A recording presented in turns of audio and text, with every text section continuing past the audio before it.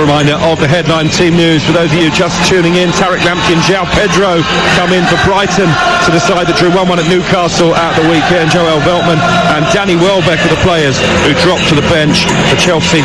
Malo Gusto comes in at the expense of Thiago Silva. That means Trevor Chalobah switches back to his more regular centre-back role, having played as a right-back in the 3-2 win over Forest. It means Brighton will have Verbruggen in goal, Lamptey, Webster, Duncan, Igor in front of him. Then come Gross and Gilmour, Buonanotte and Enciso and Adingra behind João Pedro up front for Chelsea. Petrovic the goalkeeper, Gusto, Chalobah, Badiashile and Cucurella the back four, Gallagher and Caicedo in midfield, Madueke, Palmer and Mudryk behind the banging form Nicholas Jackson up front. The booth will tell you that it is Chelsea all in navy blue tonight, shooting from right to left in this first half on TalkSport 2. Get us underway. They were as low as 10th just 9 games ago. They could find themselves in the top 6 come the end of the evening, and it isn't yet out of the question they could even pit Spurs to 5th place in the Premier League. Lots to play for at the business end of the campaign. Brighton in their blue and white striped jerseys, blue shorts and blue socks are attacking from left to right in this first half, and the ball is at the feet of the effervescent Pascal Gross down the right hand side. He was clipped late by Gallagher, and the first free kick of the evening goes the way of Brighton, and I think he felt that one, Scott Minto. Yeah, Conor Gallagher needs to be careful. Obviously quite early on you want to make yourself a physical presence, but he's missed the ball completely. I don't actually think he really caught Gross too much, but he nearly got a yellow card there, and that's the last thing you want to do in the first minute of the game. Free kick for Brighton in their right back position. Gross is standing over the ball and straight away looks to launch it forward towards the likes of Enciso and João Pedro on the edge of that Chelsea area. The boozer for the mop-head Mark Cucurella, former Brighton player of the year, but didn't particularly endear himself to the home supporters the way he handled his departure from the club. £62 million they got for him from Chelsea. Just the 1 year here as well, wasn't it? That's some profit. Chelsea in possession deep inside their own half. The French international Badiashile carries it forward under bright blue skies overhead, not a cloud hovering. Beautiful evening, isn't it? Absolutely fantastic evening. Whether you're playing football or watching in the pub garden, as we are. And the pitch looks in absolutely tip-top condition as well. Booze there for Caicedo, sporting a new bleached blonde haircut. You talk about profit. He cost Brighton £4.5 million. He played 53 games and they sold him for £115 million. Not bad. There's a common denominator there, isn't there? Club called Chelsea. I can imagine that every time Tony Bloom got a phone call from Stamford Bridge, he answered it pretty rapidly, put it that way. A lot of money for Graham Potter as well. All of the play at the moment inside the Chelsea half away to our right. The Serbian Petrovic all in green. He's just going to stroke the ball right footed out to the left corner of the penalty area. Badiashile forward to Caicedo. Little touch from him and he gets it back from Nicholas Jackson, and he then sprays it out to the right hand side, and the improving Madueke into the penalty area, gets a left footed shot away and a good save down to his left by Verbruggen. Really swift attack that from Chelsea, and it was a crowded box. The goalkeeper did well to turn it behind for a corner. I tell you what, that was such a well-worked move from back to front, and if that had gone in, that would have been one of the goals of the month for sure.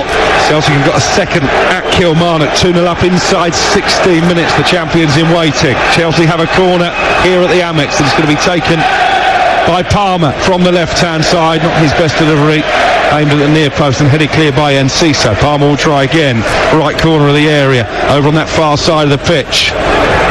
Palmer running at Billy Gilmour, and then plays it to the edge of the area, and the blonde-haired Gallagher forward to Mudryk. Mudryk scoots away from one challenge and finds Cucurella in space. That would be ironic. Cucurella with a cross to the far post, and Nicholas Jackson has volleyed it clear. That's a brilliant piece of defending from the Chelsea centre forward. I could see what he was trying to do, but actually Cole Palmer was coming round the back as well, and he should have been shouting, let it go. Quite clearly Nicholas Jackson was sticking his leg in the air. I think you or I would have pulled a hamstring putting our leg that high in the air, but Palmer just should have communicated a little bit better, because there's no way Jackson was able to bring that down. Nicholas Jackson in tremendous recent form, 5 goals and 2 assists in his last 7 games. I did spot a quirky statistic about him as well. He's into double figures in terms of both goals and yellow cards this season. Only 2 players formerly in the Premier League have managed to do that. One of them is their own Charlie Adam, and the other is your former teammate Paolo Di Canio at West Ham. Is that right? Shouldn't be surprised, really, should I? A little bit surprised about Charlie Adam, but he does have that bit of feistiness, I guess. Definitely not about Paolo. 5 minutes gone here on TalkSport 2. It's Brighton 0, Chelsea 0.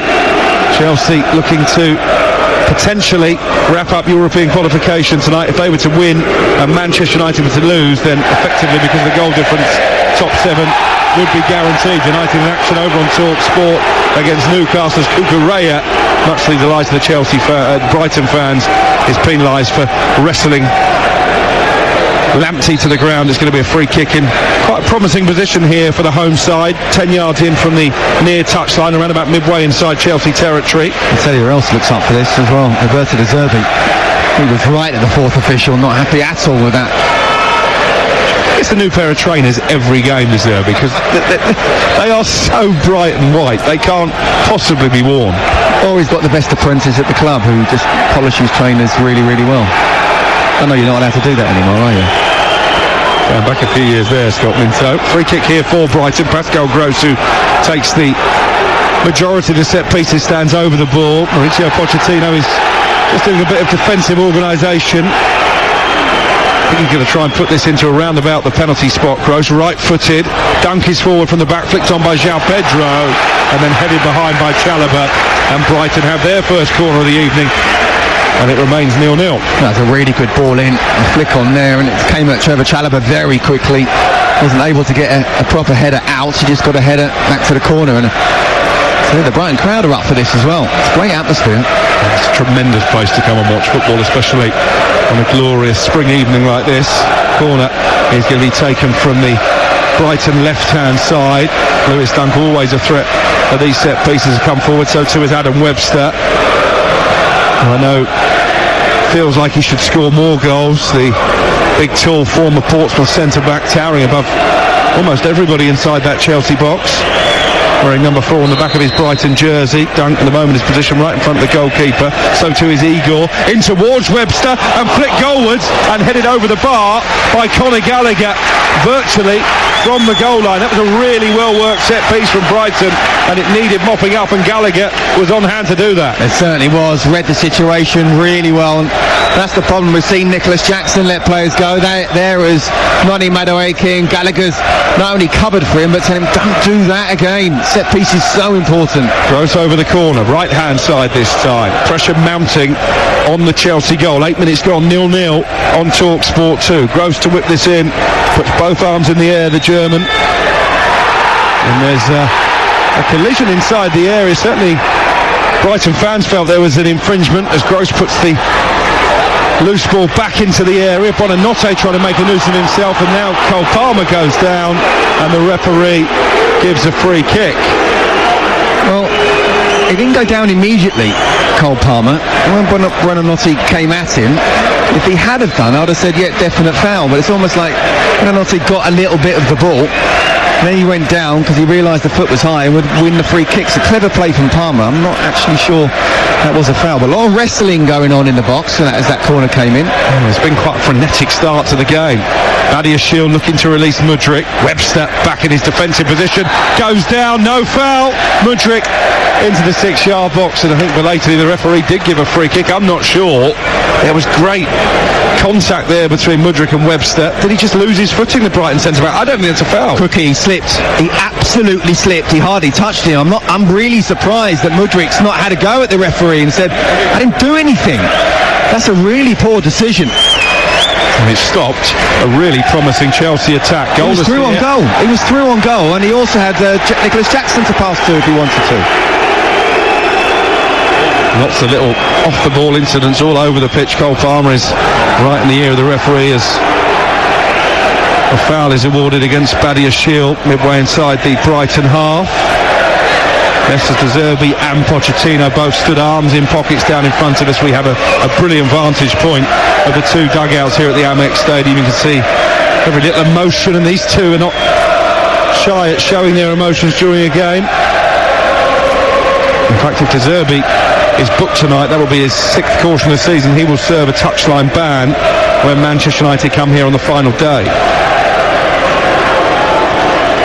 Lewis Dunk, the Brighton captain, has possession 10 yards outside his own penalty area. It's gone back to Verbruggen, now the undisputed Seagulls number 1. He was swapping positions with Jason Steele early in the season.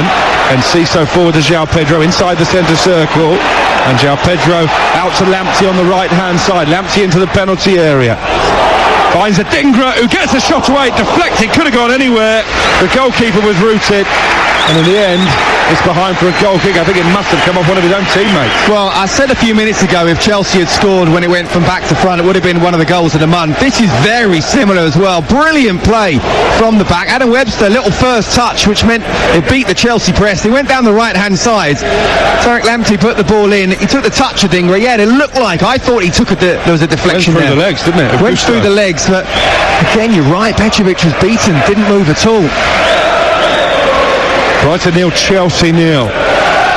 11 action-packed minutes so far, chances at both ends, and Simon Adingra not too far away from breaking the deadlock. Petrovic knew he wasn't going to get there, down to his right-hand side, and just stood on the goal line and hoped and prayed it went wide. Here's Gross now, Cucurella having given the ball away, and then has fouled Buonanotte, and it's going to be a free kick here, probably just too far out for a shot for Brighton. Buonanotte has stayed down, but Cucurella is going to have to be careful. That wasn't a particularly good-looking challenge from behind.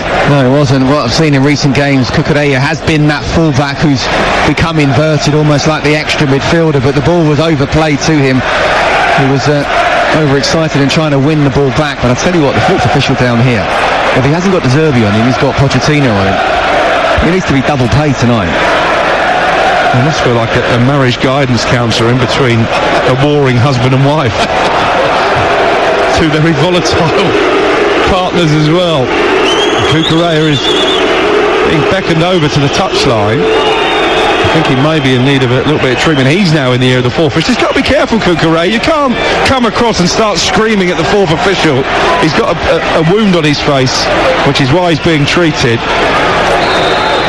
There wasn't much respect there shown by the Spaniard. Here's Gross with a free kick. Chelsea a little short-handed as Cucurella is off the pitch. Nodded down by Igor, but Chelsea have cleared it away. Picked up by Adingra in the left wing position. Adingra trying to beat Madueke, stood tall there, and wrestled possession back for Chelsea. He's been in really good form, Madueke, in the last few weeks, but he's given the ball away there to Pascal Gross on halfway, and Brighton will look to spring the counter. Chelsea is still down to 10. Cucurella being treated in front of us. Here's Mudryk though, inside the centre circle, running at Lamptey, and then cutting inside on his right foot. He's made his way to the edge of the area. Mudryk lays it off for Cole Palmer, and his left-footed shot straight into the arms of Verbruggen. And it stays Brighton 0, Chelsea 0. Good play from Jackson, just laying the ball off with two people around him. Mudryk coming inside. He's not really, he's quick as anything, but I don't think he's going to beat Lamptey for pace, but laid the ball to Cole Palmer straight at the keeper there, but quickly, we got a game in our hands. These are two teams really going for it. That's brilliant. I'm knackered just watching. And if Cucurella doesn't get a yellow card over the course of the evening, I would be amazed. He is properly fired up, back on his old stomping ground. He's back on the pitch now as well, so Chelsea have their full quota of 11. They've only won 2 of the last 8 Premier League meetings between these two. In fact, their last win here was on the first day of the 2020-21 season when Frank Lampard was the manager. First time round. Absolutely. They've had a few since then, haven't they? Will they have another for the start of next season? Oh, I hope not. I hope they realise the job that Pochettino's been doing now. And he's slowly turning around the Titanic. Here's Conor Gallagher. His future very much up in the air as well. No sign, last time I checked in, of a new contract for him. They only have a year left come the end of this season. Here's Cole Palmer trying to scoot away from Pascal Gross. He's won a free kick right in front of Roberto De Zerbi. He's deceptive, isn't he? He's not quick, but people can't seem to catch him when he runs with the ball. He's so clever, his little body swerve, very left-footed, but happy to go either way. He's just got that sort of little stride, which means that people can't get close to him. Oh, ball play forward to Nicholas Jackson, and he's rounded the goalkeeper, but he's taken it too wide. They took the free kick quickly, and Brighton's defence were caught napping. Should have done better, Jackson. And Adingra here inside the area will look to clear it away. Was it his first touch there that let him down? Absolutely, too heavy. Here comes Caicedo, right wing position. Igor with a sliding tackle, concedes the corner and gets a big roar of approval from those Brighton fans behind Verbruggen's goal. I'm not sure he got a lot of the ball, to be honest, Igor. And he was actually carried off the pitch by Caicedo.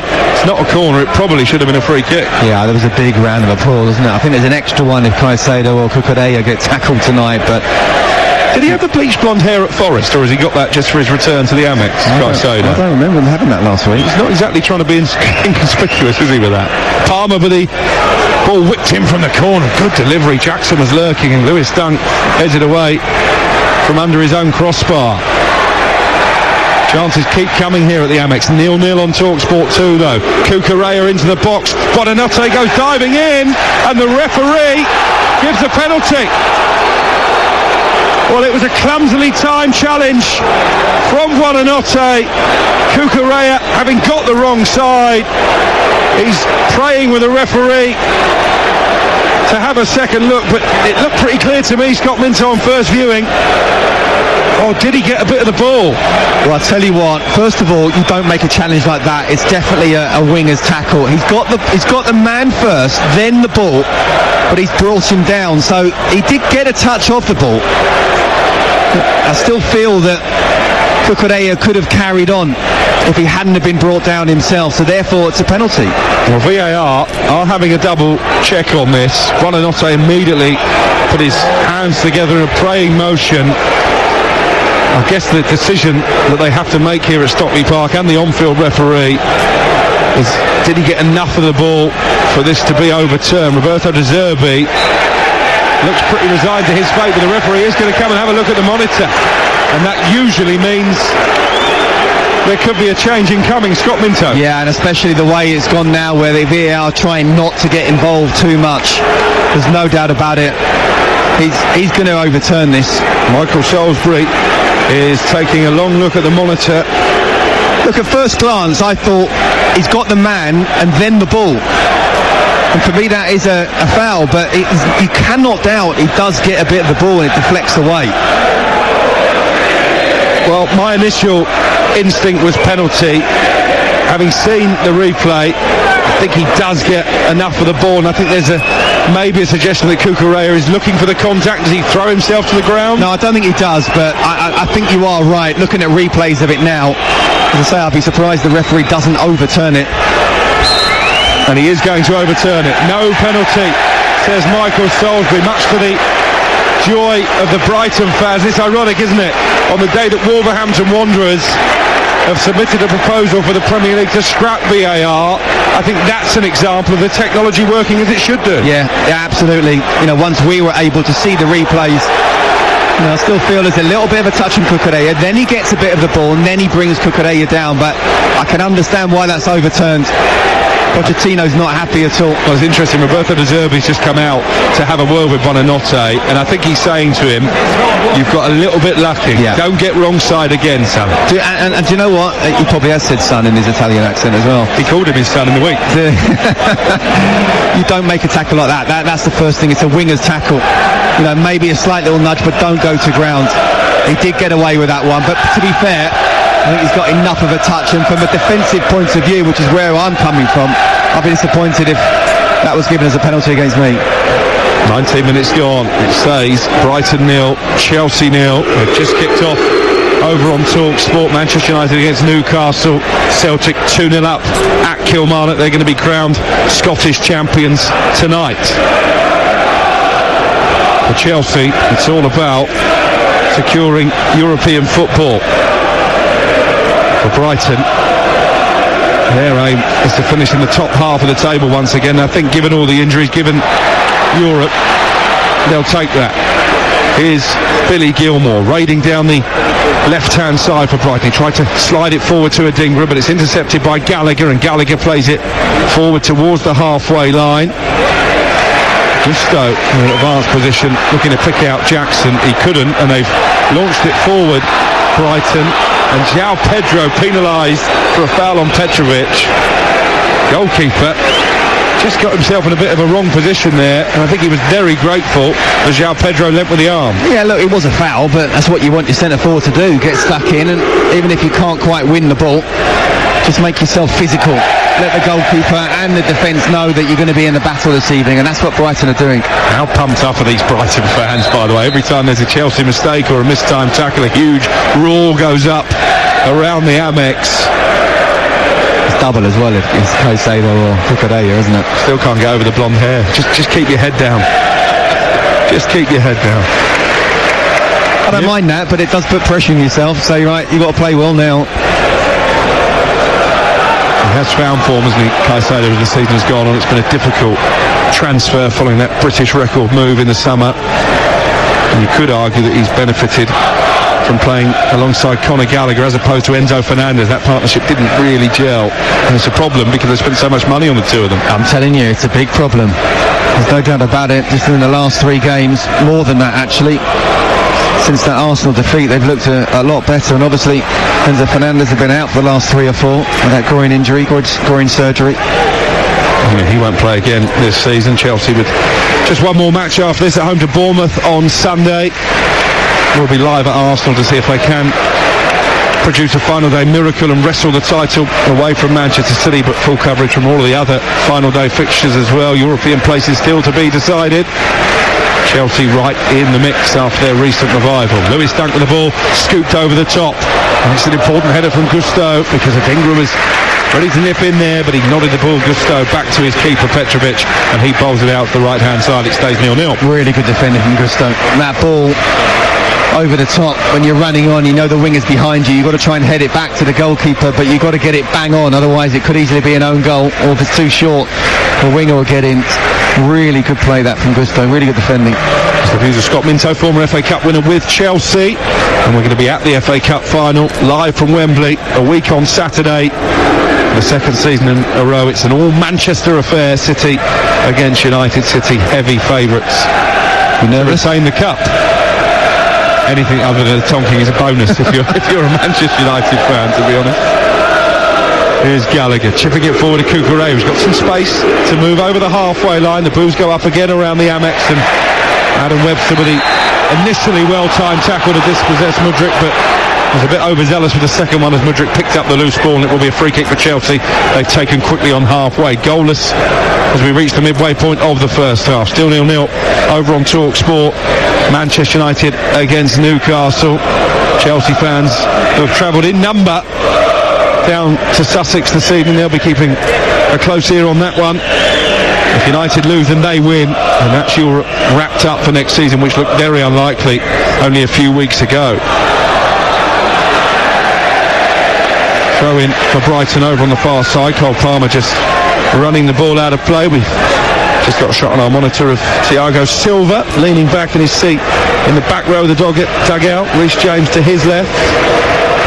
Thiago Silva will play his final Chelsea game against Bournemouth on Sunday.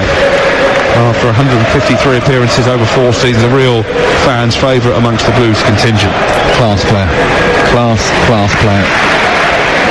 Celtic have gone 3-0 up at Kilmarnock. If Rangers were hoping for any favours there, that hope has dissipated. Celtic will be Scottish champions once again. There was a really good debate actually on Talk Sport as I was driving back from Manchester on Monday about the gap between Celtic and Rangers. Graham Souness got very heated about that. Didn't sharpen his studs, did he? I was a bit worried if Jim White would get out of the studio alive at one point, to be honest. Graham back on Monday, reacting to all the final day Premier League action as Lamptey comes forward down the right hand side for Brighton. His cross is intercepted by Gallagher, but Lamptey will have another go. The former Chelsea Academy product down by the right corner flag, and he overcooked that pass for Webster. Luckily Lewis Dunk was mopping up for Brighton, and Chelsea can't take full advantage of that. Roberto De Zerbi just asking for a bit more intensity from his team. Dunk has possession inside the centre circle. Goalless here at the Amex. Lamptey running at Cucurella.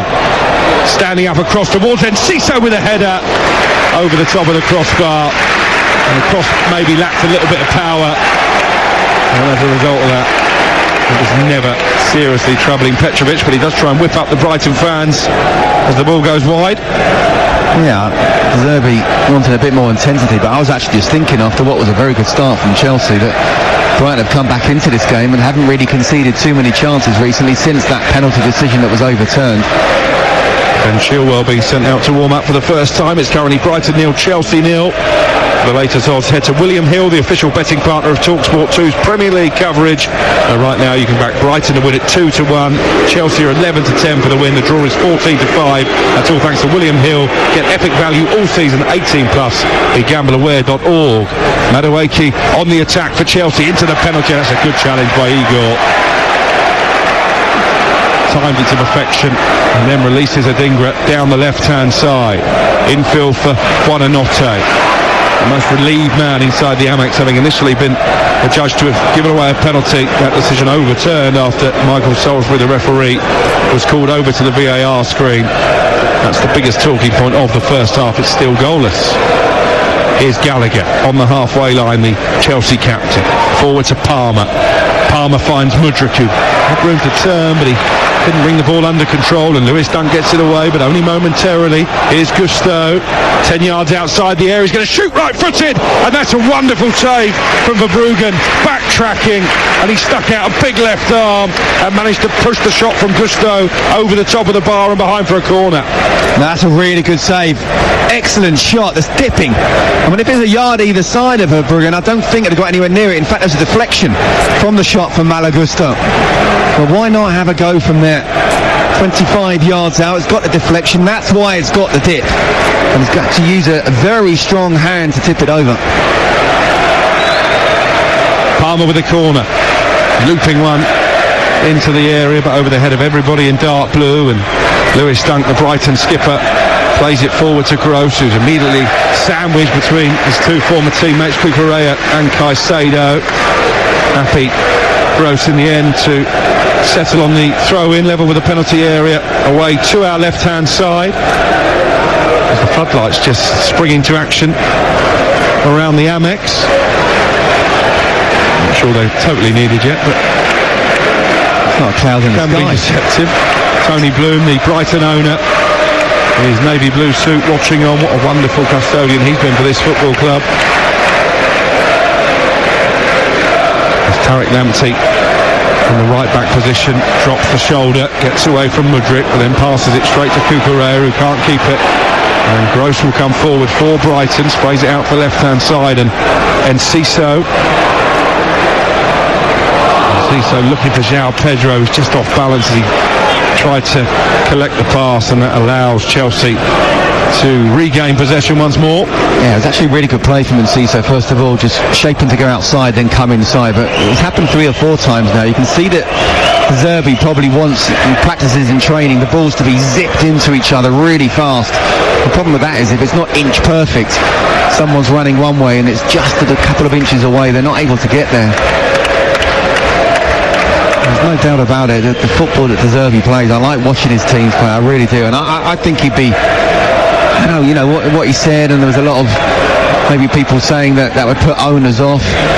I just think from a football point of view, if he played with real top class players, again with the greatest respect to Brighton, he's certainly improving his players. Over on the right hand side by Jackson. Speaking of improving players, he's skipped away from Adingra, and then he's been bundled over on the edge of the penalty area, and the referee Salisbury is going to show the first yellow card of the evening, and it goes to the Brighton captain Lewis Dunk. He just got the wrong side of Jackson, maybe a bit too enthusiastic, and then he just tugged his shirt, and it's going to be a free kick and a booking for Dunk. Well, it's clumsy probably more than anything else. And just kind of, because Jackson, he did him on the turn and then he got in front of him, and It's almost as if like he didn't want to let him go, but he just pushed him down a little bit. There was enough with him running at that pace to bring him down, and dangerous position. Probably was a yellow card, but more clumsy than anything else. Palmer and Gallagher, the two Chelsea players, stood over the ball, arguably their two standout performers of the season. Half an hour gone, 0-0. But this is an opportunity to test Verbruggen, who's made a couple of good saves already. 7 yards outside the area, to the right of centre. Will it be Palmer cutting in on his left foot, or Gallagher to try and whip it towards the far corner with his right? It is Palmer into the wall, comes back to Palmer, and his follow-up effort is blocked again, and then the ball stabbed upfield by Adingra for João Pedro to chase, and Malagusto puts it into the top row of the lower tier over on the far side. You're listening to Brighton against Chelsea on TalkSport 2 with Now. Don't forget that with Now you can stream all the Sky Sports action, like Manchester United against Newcastle, live tonight, contract free with a Now Sports membership. Search Now Sports. Well, he's been sensational this season, Cole Palmer, isn't he? But today he's not able to get into the game, and the odd set pieces that he has had not come with a quality we're used to having from him. Oh, that's great hold-up play by João Pedro. Back to goal, inside the centre circle, played it out to Lamptey on the right-hand side, really imposing from the former Watford man. And then Buonanotte almost turns away from himself, much to Zerbi's frustration, but he's played a 1-2 with João Pedro on the edge of the area. Adingra with a shot, scooped towards the top corner.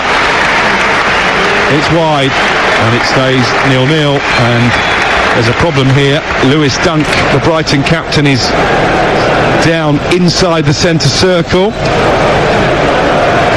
Effort from Adingra over the top of the bar as Dunk is treated. Here's Scott Minto. Yeah, really good play, you have to say, from Buonanotte. And as he took the ball, he shaped to come back, and Zerbi just on the touchline, in disgust, looking at his bench, and suddenly, before he turned back, he'd seen that Buonanotte had actually come back inside, turned again, played a lovely little 1-2, and laid it nicely for Adingra, who got to hit the target from there. It's first time shot, just left centre, 18 yards out, on his right foot. You're looking to curl it.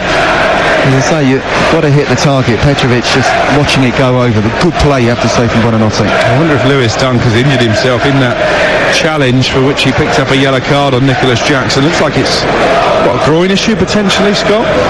Yeah, it's physio's kind of covering what he's doing, but it's certainly not lower than the knee. Well, this is bad news for Lewis Dunk, because of course Gareth Southgate is due to name his 30-man training squad in preparation for the European Championships. He didn't have the greatest of nights when he was last in an England shirt against Belgium at Wembley, but Lewis Dunk, I think, still harbouring hopes that he'll get a seat on the plane for Germany, but it looks like he might have to go off here, and Carlos Baleba is being ready to come on. Lewis Dunk gets a standing ovation from the Brighton fans. He is sprinting off. He's jogging off. I won't be surprised if he goes back on again. Baleba is stripped and ready for action, but I think Lewis Dunk wants to continue. He's turned around again and he's looking, facing play. He wants to go on. He wants to give it another go for sure.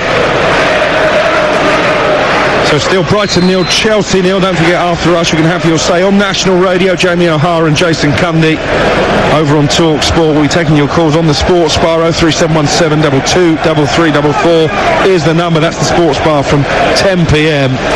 Those two were in jovial mood last night in the watch along alongside Perry Groves as Tottenham lost at home to Manchester City to hand City the advantage over Arsenal in the title race. I'm sure they'll be a bit better behaved tonight. I'm not actually, but tune in at 10 o'clock to find out.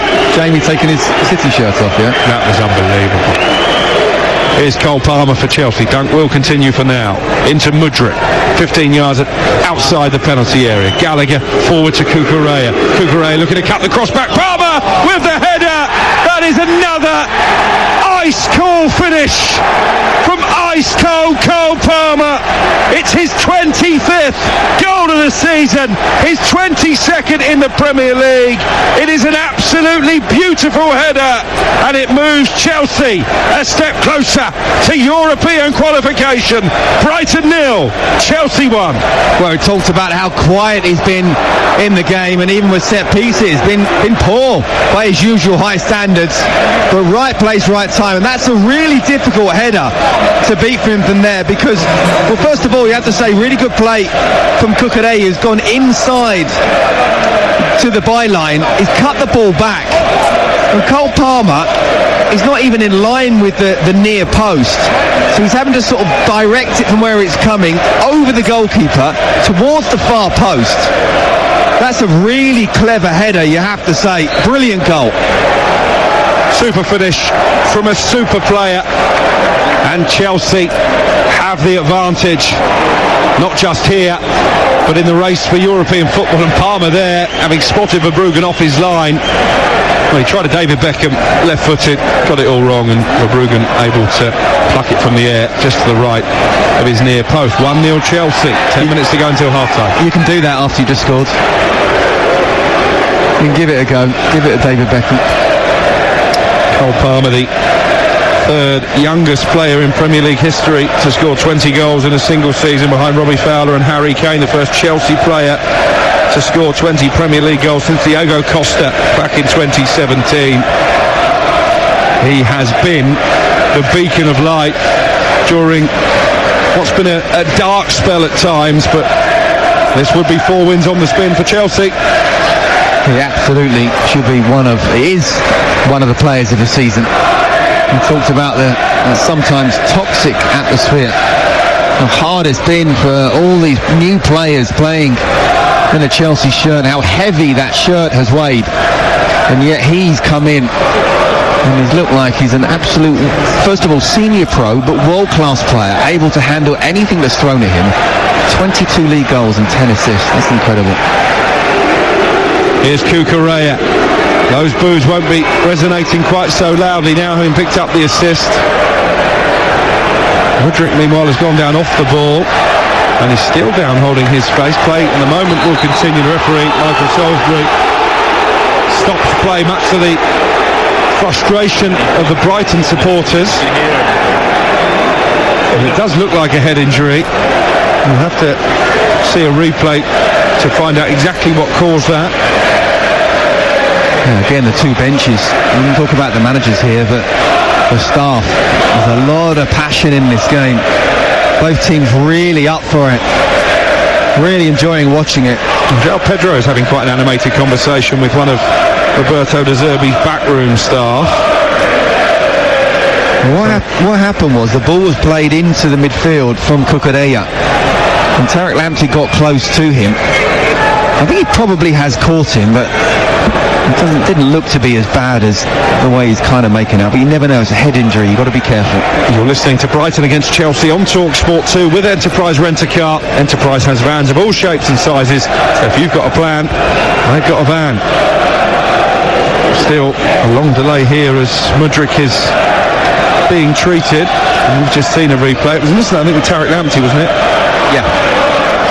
Yeah, and I think at the moment, if you watch the pictures, he's laying motionless, and I think that's just because the physio's telling him to. He's gone into his shoulder. I think that's what it is. Half-time over in Scotland so far, so very good for Celtic. Kilmarnock 0, Celtic 3. Celtic needing only a point to wrap up the table after their Old Firm derby win at the weekend, but they are going to do it in style. Here at the Amex, it's Brighton 0, Chelsea 1, with 7.5 minutes plus added time to play over on TalkSport. They get underway at 8 o'clock. It's Manchester United 0, Newcastle 0. You know, that's 32 league assists now, or league involvements, goal involvements that Cole Palmer has had. 22 goals, 10 assists. I think that's right up there with, alongside Ollie Watkins, as the most in the Premier League this season. What a season he is having, this young lad.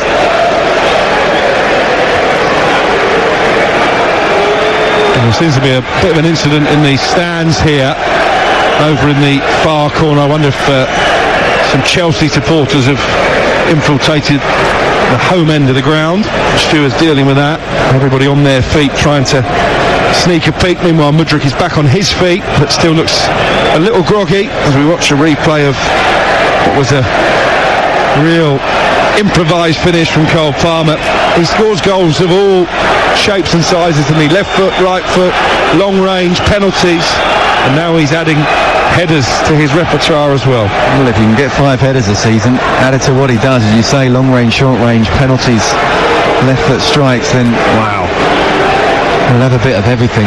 Really clever header, directing it, using the pace of the cross, so kind of in line with the 6-yard box, the vertical side. So he couldn't put too much on it, just direct it over the keeper, going to the far post. Exactly what he did. Brilliant header. Getting more and more messages throughout the evening from rival Premier League clubs suggesting that Wolverhampton Wanderers aren't going to get the support that maybe they expected in their bid to get VAR thrown out next season.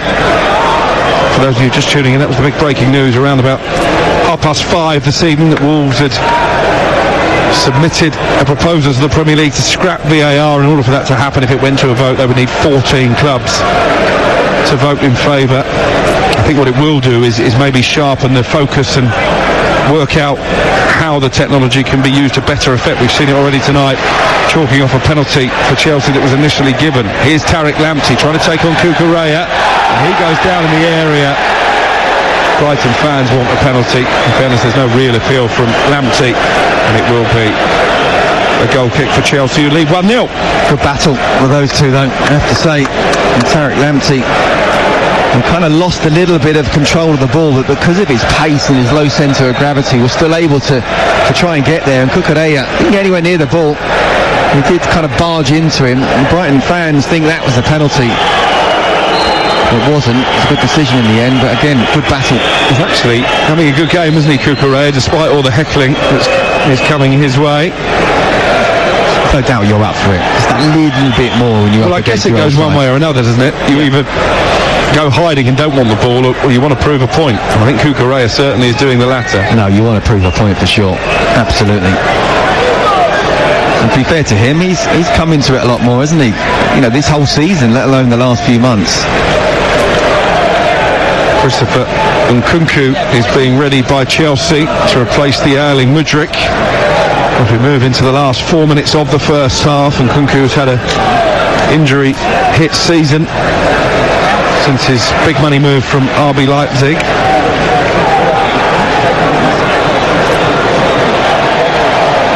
Gusto plays the ball against Enciso over on the far side and wins a throw-in for Chelsea midway inside his own half. And Nkunku just getting his final instructions from Mauricio Pochettino. Disappointing for Mudryk, having found a little bit of form and scored that goal at Forest at the weekend. Yeah, I think he's done well in recent months. Again, he's another of the new players that really found it hard to justify the price tag, but have just come more and more into it, and next season will be much more experienced, 1 year older, 1 year wiser.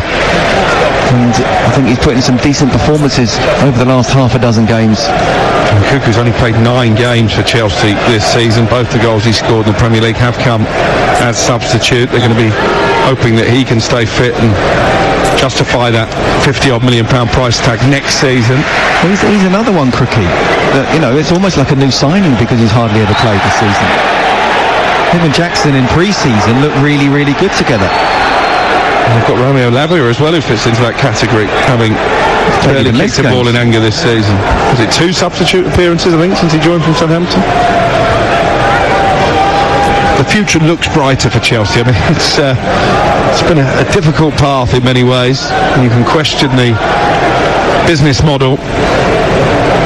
I think you have to give Pochettino plaudits. There's a lot of Chelsea fans who maybe will still hold his Tottenham links against him, but he has improved this group of players over the course of the season. João Pedro bearing down the area, but well defended by Badia's shield. Diving header back to his own goalkeeper. And you know you're going to get that from Pochettino. I saw it at first hand at Southampton. He did it at Tottenham as well.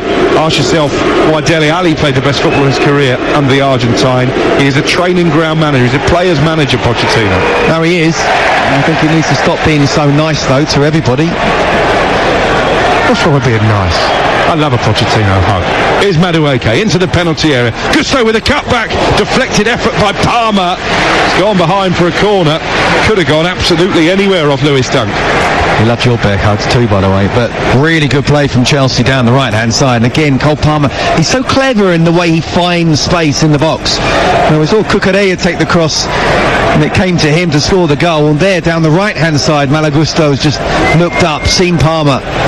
Good defending in the end, getting that deflection. Chelsea have their fourth corner. They're looking to double their 1-0 lead before half-time. Whipped in by Palmer. There's a couple of times from that far side on the right that his delivery from the corner has not been quite up to his usual standard. Hard to criticise him too much, bearing in mind his header separates the teams, Cole Palmer, but he'll be annoyed with himself. He's not had a good game, but he has scored a very good goal. So you can differentiate the two. The way you're sort of expecting him to start to dominate tonight, he hasn't done that at all, and even, as you say, those set pieces. Palmer looking to release Jackson. And Cuckoo was almost playing as a secondary striker there alongside Jackson. But he has done the most important thing tonight. Yeah, put the ball on the net. Palmer. Chelsea lead 1-0, 0-0 over on TalkSport. That isn't the worst result in the world for Chelsea in terms of European qualification. Manchester United against Newcastle. Jackson fouling Adam Webster in the right back position. Not seen too much of a response from Brighton since they fell behind. No, not really. I think they're struggling to really break this Chelsea side down. At times they have had possession, but Lamptey's gone down the right-hand side and tried to whip some balls in, but no, they haven't really looked too dangerous. It's a good diagonal ball from Dunk, though, looking to exploit the pace of a Dingra. He does well to play it against Gusto. And out for a throw. We've got 9 added minutes at the end of the first half here on TalkSport 2. Brighton 0, Chelsea 1. Seems a little bit excessive. We did have that VAR check. We had the injury for Mudryk. Lewis Dunk went down, but I'm not sure it amounts to 9 minutes. Well, I'm not so sure either. What I also say is that 45 minutes have flown by. Yeah, it's been a really entertaining spectacle. Chelsea coming out on top at the moment. That's well played by Enciso, knocking the ball away from Gallagher into João Pedro. Adingra now, can he get a shot away right across the face of goal?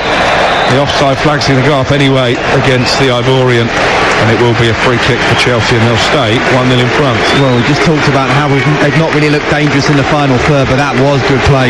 Enciso picking up the ball, playing a little, wanting to play a little 1-2, but Adingra should be looking across the line. He's got to stay onside there. I mean, nothing came of it anyway, but as I say, you're that winger, you can see everything there. You can see when he's going to make the pass, you can see across the line, he shouldn't be offside.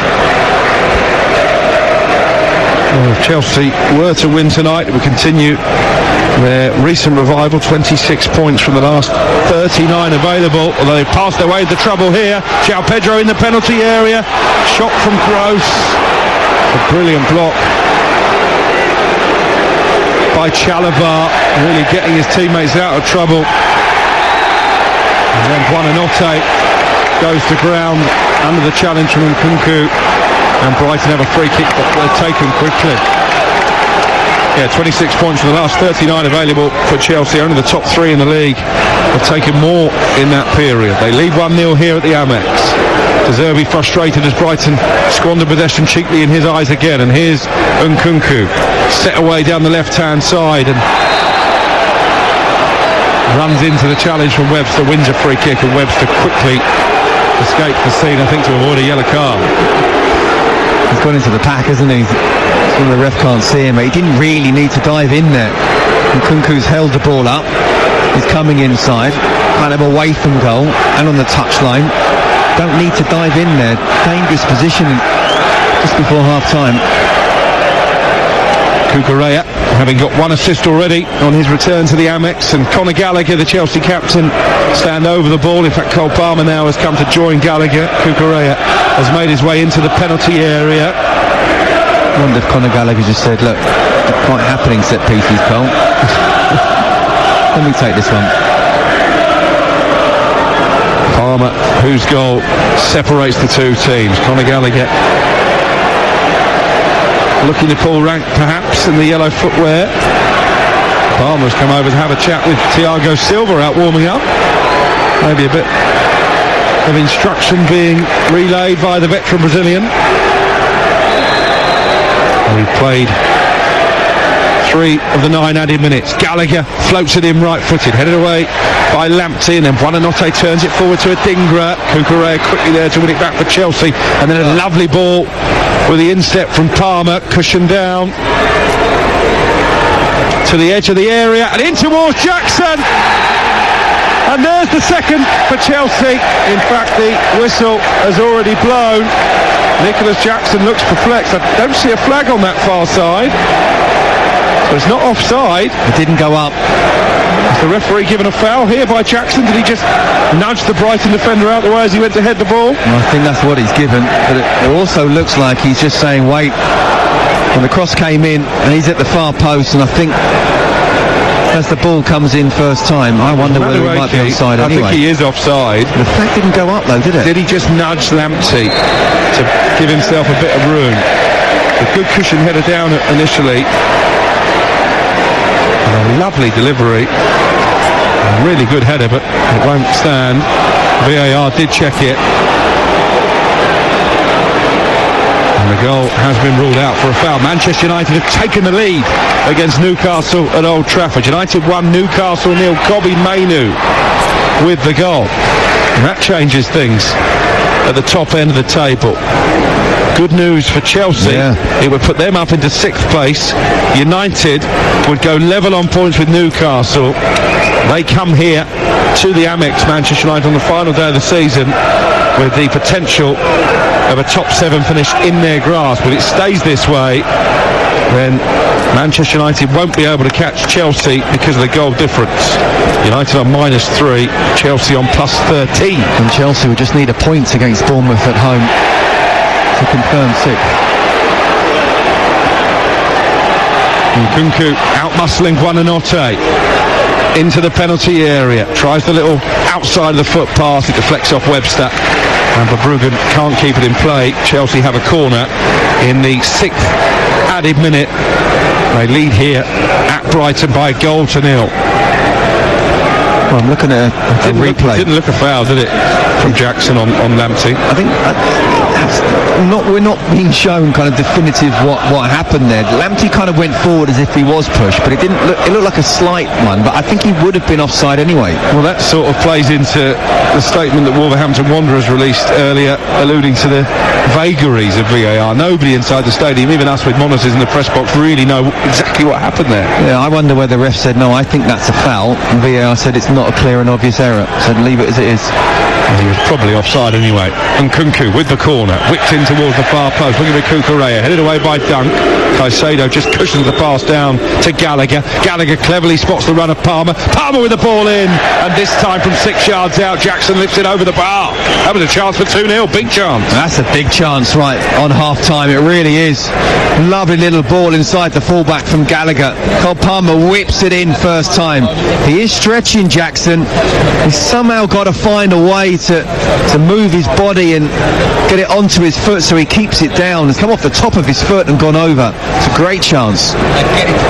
You wonder if Nicholas Jackson may rue that miss. Chelsea still lead by a goal to 0, but 2-0, they'd have been in dreamland. Here's Enciso looking for Adingra. Gusto's done a really good job up against Adingra in that personal duel. He gets there ahead of the Ivorian and plays it back to the goalkeeper Petrovic. Chelsea lead 1-0. I don't know what they're going to do next season when Reece James is fully fit. I think Malagusta has been one of Chelsea's best players. Yes, we give it to Cole Palmer, and Conor Gallagher, I think, again, what we're going to do with him. But even Malagusta, you know, certainly justifies playing and being a Chelsea regular, but obviously Reece James is a club captain. Nkunku plays the ball into midfield. Caicedo back to Badiashile. He just clears it out of play for a throw on this near side that Tariq Lamptey will take. Made 3 appearances for Chelsea, having started his career at Stamford Bridge, Tariq Lamptey, before moving here to Brighton. Igor, the big Brazilian centre-half of the Seagulls, comes forward towards the centre circle. Only about a minute of added on time to play. Brighton trailing Chelsea by a goal to 0 on TalkSport 2. You're in the company of Alex Crook and Scott Minto, the former Chelsea defender, FA Cup winner back in 1997. Webster closed down by Jackson, has played a lovely ball into Enciso. Enciso looking to release Lamptey down the right. Cucurella having been sacked infield. Lamptey's got some space inside the area. Can Brighton get level before half-time? And he's headed against the bar by João Pedro. Big opportunity for the Seagulls, expertly created, and João Pedro inches away from making it 1-1. Yeah, I have to say, great play first of all from Adam Webster. Did he get a touch on that, I'm Petrovic? not sure he did. I think he may have been beaten, the Chelsea goalkeeper. Strong finish to the first half here. Enciso for Brighton down the left. One more opportunity maybe. Into João Pedro. João Pedro trying to get away from Chalobah. Does that, goes down. Wants a penalty. Referee had a good view and says no. Meanwhile, Gusto has gone down for Chelsea on the edge of the box. And the referee has decided enough is enough at the end of this first half. Gusto will need treatment. It means that Igor will go in alongside Webster at centre half. Barco coming on at left back. It is Brighton who've got us back underway here, under the lights now at the Amex on a warm evening in the Sussex Downs. Brighton in their blue and white striped jerseys, blue shorts and blue socks, taking the goal away to our left in the second half. Chelsea all in navy blue, and they are attacking the goal to the right, behind which their supporters are situated. Here's Enciso turning away from Caicedo into Adingra, and Adingra goes down under the challenge from Gusto. And I think maybe that looked like more of a penalty than the one that got overturned the first half. We will find out shortly. Adingra has stayed down. I just don't think he needed to go down had he not have been clipped by Gusto. Play continues. Well, I think the Brighton coaching staff are asking Lamptey to knock the ball out of play because Adingra has not got back to his feet yet. Cole Palmer is straight into the ear of the referee. We haven't seen a replay yet. We're going to get one now. Adingra cutting in from the left on his right foot. He hung a leg out, Gusto. He didn't win the ball, but did Adingra make contact with Gusto as opposed to the other way round? Do you know what? I think that's a penalty. I do. Adingra's come inside. Gusto's missed the ball. And if it had been Adingra running into Gusto, then fine. But Gusto's actually stuck a leg out, and Adingra's run over that. I think that's a penalty. Well, if it was any VAR check, it's over pretty quickly, and players restarted with the throw. Brighton backroom staff asking questions of the fourth official.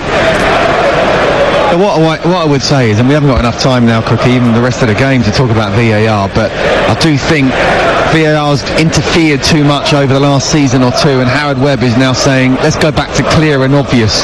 It's going to mean that decisions, people will turn around and say, no, I don't agree with that one, and VAR should have got involved. I wouldn't say it was clear and obvious, but it was a definite pen for me. The ball goes out of play for a Chelsea throw. I can tell you how the two teams are lining up in this second half. Brighton with Verbruggen in goal, and who look back four now of Lamptey, Webster, Igor and the Argentine Barco, Gross and Gilmore in front of them. Buonanotte, Enciso and Adingra behind João Pedro, who hit the crossbar with a header up front, and João Pedro has found Buonanotte. Buonanotte trying to scoot into the penalty area. Door was quickly closed by Chalobah, and now Madueke, under pressure from three Brighton players, runs himself into a cul-de-sac, and Buonanotte has it back and knocks it to Igor on the halfway line. Chelsea unchanged in this second half. Petrovic in goal, Gusto, Chalobah, Badiashile and Cucurella the back four that Brighton are attacking at the moment. Gallagher and Caicedo in front of them, Madueke, Palmer the goal scorer, and Nkunku in behind Jackson up front. And here is Nkunku, timed his run, picks up the ball 5 yards outside the penalty area, shoots towards the bottom corner. It's wide, and you can see that Verbruggen puts his right arm in the air, the Brighton goalkeeper, and immediately suggests that Nkunku was in an offside position when he picked up possession. Well, I'm not sure he was, but if Nicholas Jackson had looked up earlier, or just know before he even received the ball that he was completely free. By the time he turns, took a couple of touches and played in Nkunku had kind of ran past the ball. Still, he had the opportunity to come inside. Again, got to be hitting the target there. Brighton have conceded 59 goals this season. They only conceded 53 in the whole of last season. As Adingra is fouled again, he's just starting to grow into the game, Simon Adingra. I think Gusto came out on top in that battle in the first half, but Adingra asking questions early in the second. No, absolutely, and I think Brighton generally are asking questions. We said that De Zerbi will be asking for much more, and certainly at the start of the second half is exactly what Brighton are doing. Chelsea on the back foot. Brighton 0, Chelsea 1 here on Talk Sport 2. Manchester United a goal up against Newcastle over on Talk Sport. Celtic cruising to the SPL title. They lead Kilmarnock away from home by 3 goals to 0. And we've got Leeds against Norwich in the Championship playoffs tomorrow on Talk Sport. As Barco is penalised for a foul on Gusto. His bright orange hair, Barco. He looks about 12. The Brighton substitute. Is he allowed out at this time still? He's got school in the morning, surely. They'll make them young. Here at the Amex, as Celtic get a 4th at Kilmarnock. Still a quarter of that game to go. Brendan Rodgers' side making light work of wrapping up the title. Chelsea looking to wrap up European qualification, despite the fact they've conceded 61 goals this season. That's more than any other full Premier League season.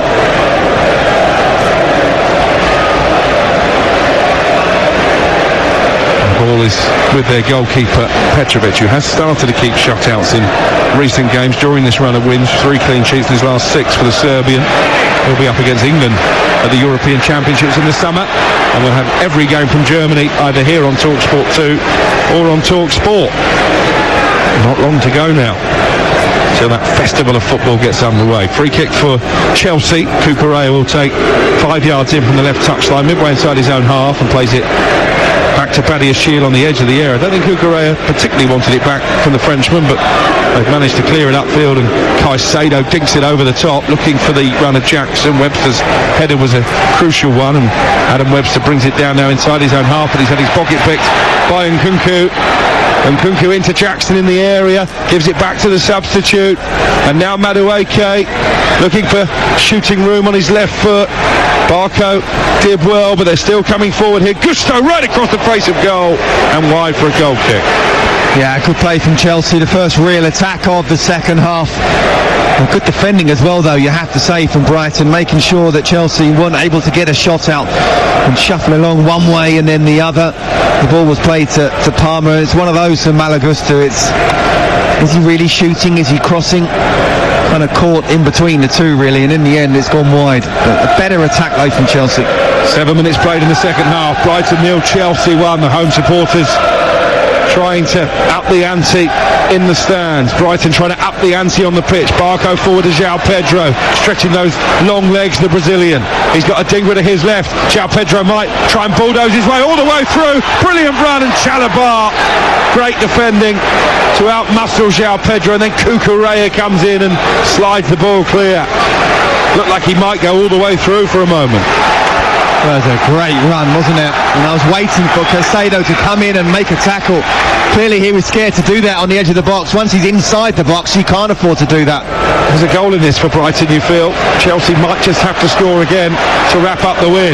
Here's Lamptey running at Cucurella, down by the right corner flag, crossing left-footed towards João Pedro, headed away by Chalobah, and Ciso kicks the ball into the ground. He gets another go, and Ciso is shot. He's bravely blocked by Chalobah. Put his body on the line there, and now Chelsea spring the counter. Nkunku over the halfway line, forward to Palmer. Jackson's totally free to his right. Palmer's going to go alone, is he? Leaves Webster on his backside, and then blocked by Igor when he really should have played in Nicholas Jackson. Wow, this is just end-to-end stuff. It's almost like a cup final, isn't it? Brighton going for it, Chelsea in the counter-attack, Brighton getting the ball again, and there's no Chelsea midfield. Here's Gross, halfway inside the Chelsea half. Brighton trailing by a goal to 0, but knocking on the Chelsea door. Gilmour swings the pass out to the right, and Lamptey just inside the penalty area, crosses again in the centre. Not a brilliant clearance by Gusto. Comes to Pascal Gross, forward towards Adingra, and Gusto atoned for his earlier error, slides in and stops the ball reaching the Ivorian. And now Jackson looking to outmaneuver Barco. Back to Madueke inside his own half, and he quickly skips away from Gross and plays it forward to Nicholas Jackson. He's onside Jackson. He's got Palmer, Adam Nkunku in the centre. Oh, and he's played it away from them both. What a missed opportunity. The flag has gone up, much to Jackson's relief, because the pass was absolutely useless. He's not offside. He's not offside. No, the referee's assistant was so close to him, he wasn't able to judge that it was played onside. So obviously, if this had gone in the back of the net, VAR would have overruled the flag going up. And Nicholas Jackson, he's through on goal. There's a bit of an angle. I can see what he was trying to do, draw out the keeper, then play it in. But if you don't know who you're going to pass to for sure, just go yourself. And that's the thing that I think with someone like Nicholas Jackson, he has got all the tools. He's quick, he's strong, he can hold the ball up, he can have two defenders hanging off him, he can run the channels, but just in front of goal, does he know exactly what to do? Does he have that composure? Still scored, what, is it 17 goals in all competitions this season? How many could he have scored? Pochettino has taken the opportunity of a break in play here, because I think, again, Malo Gusto is in need of treatment away to our left. He's given Cole Palmer a right earful, and then he's done the same to Conor Gallagher. And I don't think that's because of the spurned opportunity. I think it's because of the gaps that suddenly Brighton are finding in midfield. Yeah, I'll tell you what, though, it really has opened up. Again, we said at half-time, you can imagine what De Zerbi would be saying. He has got these riled, hasn't he? Great game of football. You're listening to Brighton against Chelsea on TalkSport 2 with Now. Don't forget that with Now you can stream all the Sky Sports action, like Manchester United against Newcastle live tonight, contract free with a Now membership. Search Now Sports. Brighton searching for an equaliser. They trail 1-0. Lamptey Singh, plenty of the ball all of a sudden. Comes forward down the right again, back into midfield and Gross. Chelsea down to 10 because Gusto was off the pitch being treated. He's going to come back on now, as Barco plays the ball in forward to the diminutive Gilmour for Brighton. This game has been played at breakneck speed throughout. Lamptey into the area. Couple of step overs. He's up against Caicedo and Cucurella, his former teammates. He twists one way and then the other. Finds Pascal Gross. Quickly closed down Gross by Badiashile. And then was he manhandled by the defender? Well, Roberto De Zerbi felt so, the referee didn't, and the assistant had a good view on that far side as well. And you could hear the boos around the Amex as Brighton win a throw inside their own half. They felt like that should have been a free kick. Well, it's difficult for us to see, it's over the other side, but the whole of the stand went mad. Here's Lamptey roaming down the right again. Lovely ball in! Oh, how Pascal Gross not turned it in from point blank range. He butts heads with the post in frustration. It was a teasing ball from Lamptey, having got the better of Cucurella. Gross the wrong side of Badiashile. He has to score, and he turns it wide. What a ball from Lamptey, in between the two centre-halves. The difficulty of it is bounce just in front of Gross, so he's got to try and not only control it, but not get too much on it, because he's past the front post. It's a really difficult skill, but absolutely just direct it rather than get too much of a touch on it. This does feel like Brighton's best spell of the evening, though, doesn't it? Absolutely. Again, we said start the second half, they'll be up for this after what De Zerbi will say. Boy, they certainly are. Gusto's been dispossessed by Buonanotte. Finds Adingra with that streak of blonde in his hair, cutting in from the left-hand side, plays it against Gusto, but still Brighton have it. They trail 1-0, but they are desperately searching for an equaliser here on TalkSport 2. Enciso into Lamptey, who lets it roll across his body for Webster. Webster coming forward, the big central defender, into Barco, who's just been out-muscled by Nkunku. And then Billy Gilmour has to mop it up before Cole Palmer can really set off on the counter. 1-0 Chelsea, 58 on the clock. Well, I thought that was a foul by Madueke, but I like the fact the referees are doing this. Almost like we're watching how the referees referee in Europe, in the Champions League. Seems to be a lot more allowed, whereas back in the day it wasn't. Now the Premier League seems to be learning from that as well and allowing a lot more physicality. It's a great watch. The Blues will tell you that Cucurella in the left-back position has possession for Chelsea. Chelsea, who've scored 2 or more goals in 10 of their last 11 matches in the Premier League. The only exception to that was a 5-0 bashing they took live on TalkSport at Arsenal last month. They are in excellent form, hence their rapid climb up the table, but they're going to have to weather a bit of a Sussex storm here. because Brighton are dominating possession in the opening 15 minutes of the second half, despite the fact they trail 1-0. Yeah, without a doubt, this is Brighton's best possession, best part of the game, and you feel they do need to score while they're on top.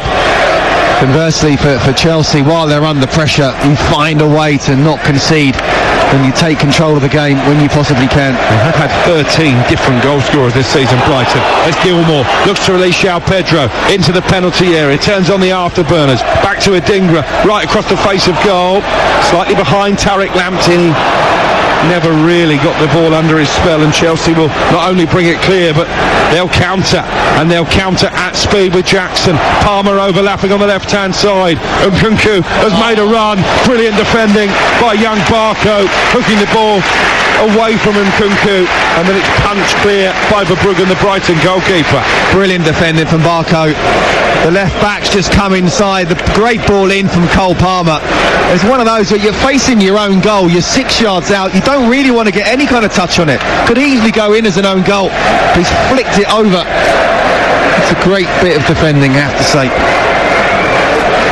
I'll tell you who looks like, actually, Chesney from Coronation Street. Do you remember him? I haven't watched Coronation Street in decades. Chesney's not been in it for decades, in fairness, but Google it.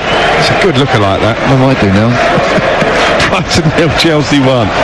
And there's an equaliser at Old Trafford early in the second half. Anthony Gordon has made it Manchester United 1, Newcastle 1. As Adingra gets the wrong side of Chalobah. They haven't got too many back here, Chelsea, but he painted to come inside, then went outside. Chalobah watched it all the way and concedes the corner. Well, I actually thought he was offside there. If it led to a goal, would have been interesting to see VAR getting involved, obviously. But that's a wonderfully timed challenge from Chalobah. Again, he's inside the box. If you're going to go to ground, you have to make sure you got the ball. And he certainly did that. That Newcastle equaliser means that Manchester United definitely won't be qualifying for Europe unless they can find a winner over on TalkSport. 1-1 there, 1-0 to Chelsea here on TalkSport 2. We've reached the hour mark, and Brighton are about to take their third corner of the evening. Barco, the youngster. Oh, not a good delivery, not a good clearance either though by Jackson. Straight back to the taker, and that was a better ball in, headed away by Badiashile inside the 6-yard box, now for a Brighton throw. Everybody behind the goal that Brighton are attacking are on their feet, trying to stuck the ball into the back of Petrovic's net. It's stabbed away by Chalobah. Nkunku holding off Lamptey and playing it back to Cucurella. Here's Gallagher now, midway inside Chelsea territory. Still 1-0 up here, Mauricio Pochettino's side. Just. For all the attacking thrust that Brighton have shown this second half, Petrovic has been well protected by his defence. He has, and this is what Chelsea need to do now. Just keep the ball, take the sting out of the situation. Even if they're not going anywhere, just get passes in.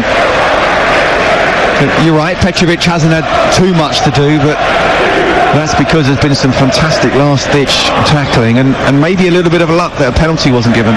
They are bottom 5 in terms of chance conversion in the Premier League, Brighton, so they create plenty of opportunities, but they don't stick too many of them away.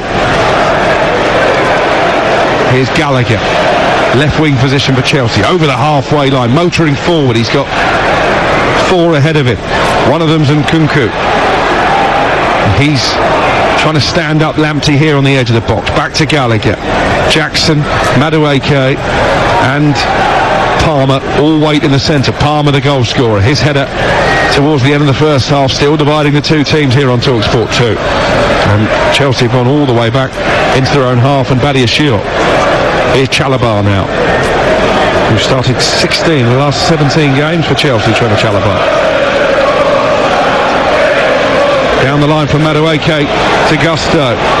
Across the box and turned in by Nkunku. There's the second. And that should seal the points. Christopher Nkunku, who's had an injury-mired season, turns the ball home right-footed from Gusto's cross from the right. It all came after Adingra switched off and allowed the Chelsea fullback to get in behind. And Nkunku with his third goal of the campaign, as he blows up a balloon has been thrown in from the crowd. Is that the goal that will guarantee European football next season, Scott Minto? It could well be. And you're absolutely right about Adingra. He's let Gusto go. Fair play to Chelsea again. They had the ball on the left-hand side. They were quite patient with it. Went across the back line. Gusto ran on. The ball fell to Madueke. Adingra just switched off. And Gusto gets the ball pretty much on the byline. He's able to look up. He's not under pressure at all. It's a fantastic ball across, and it's a really good finish from Nkunku. Well, that's what they paid the big money for. They haven't seen it enough, Chelsea, this season. But if he can stay fit, he will be a real handful, and you have to admire the celebrations. Blowing up the balloon. There's no bursting Chelsea's bubble at this moment in time. They are 25 minutes away from 4 wins in a row, and Reece James is about to come on. It'll be interesting to see where he's going to play. I think Chelsea just suddenly wrestle back momentum, not just with the goal, but just in the last couple of minutes about keeping the ball, taking the sting out of the situation. We know how good Reece James is. We saw what he did when he came on within a few minutes at the City ground. What that goal does, it just changes the momentum again as Celtic go 5-0 up at Kilmarnock. Brighton, having dominated this second half, looked like the team who would score next. They've just had the wind completely blown out of their sails. Yeah, and as Madueke is being taken off, so Reece James again is going to play as that kind of forward wide play. He's such a good player, and he's so versatile. Can play as a centre-half in the 3, a right back, a right wing back. And Madueke's now saying he's okay. He wants to stay on. Well, this is maybe where Pochettino needs to show a bit more edge. He'd made the decision. James ready to come on. Madueke, I'm told, can be a temperamental character in the dressing room. Probably just needs a flea in his ear from the manager here. Well, I think you're absolutely right. I think this is the moment where Pochettino should be saying, right, no, I've made the decision, you're coming off. Ahmed Diallo has put Manchester United back in front over on TalkSport. Manchester United 2, Newcastle 1. 2 of the youngsters bailing out Eric Ten Hag, it seems. Anybody to bail Brighton out here? Good run by Buonanotte towards the edge of the area, but dispossessed by Cucurella. And here comes Cole Palmer. They look in the mood for more Chelsea. Palmer out to Jackson on the right.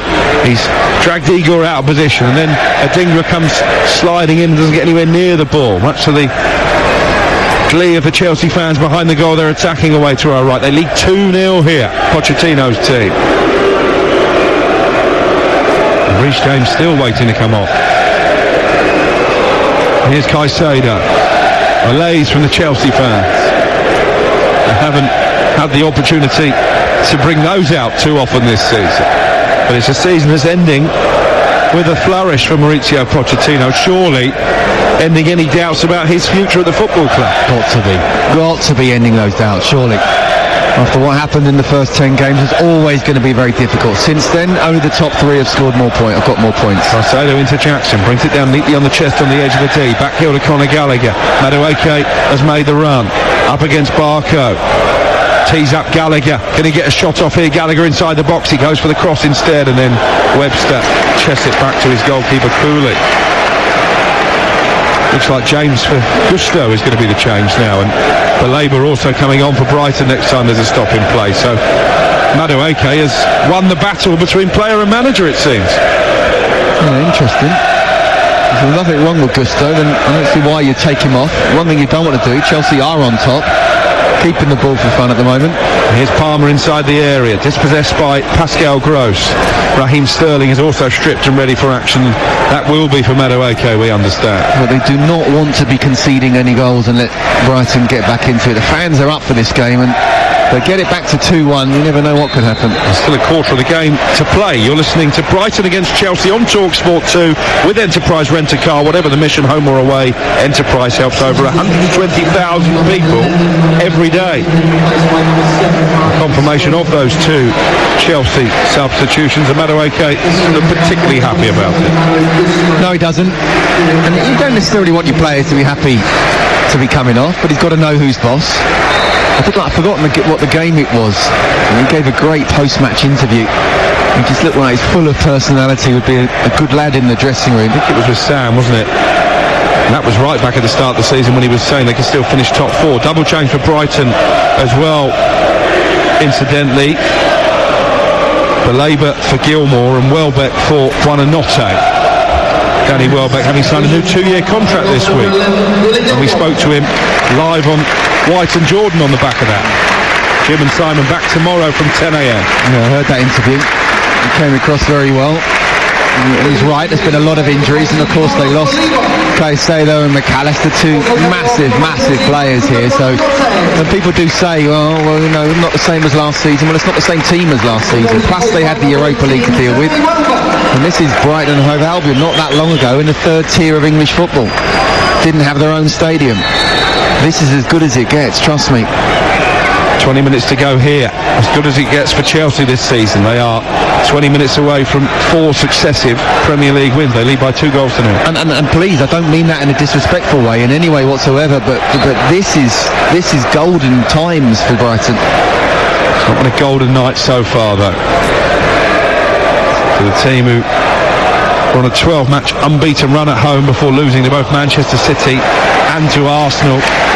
Looks like they might lose to Chelsea as well. That was a dangerous ball whipped in from the left-hand side. Bayern Kunku. Barco with Sterling lurking, had to turn it behind. Really good defending again from the youngster.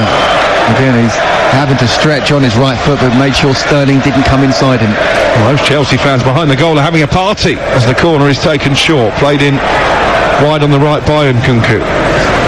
I think he's done really well, not just the goal, Nkunku, but the personality that he's shown tonight. He's demanded the ball at every turn. It's amazing, Cookie. We'll never know, but if he was fit from the start and didn't have that serious injury, him and Jackson looked really good in pre-season. Just how Chelsea's season could have turned.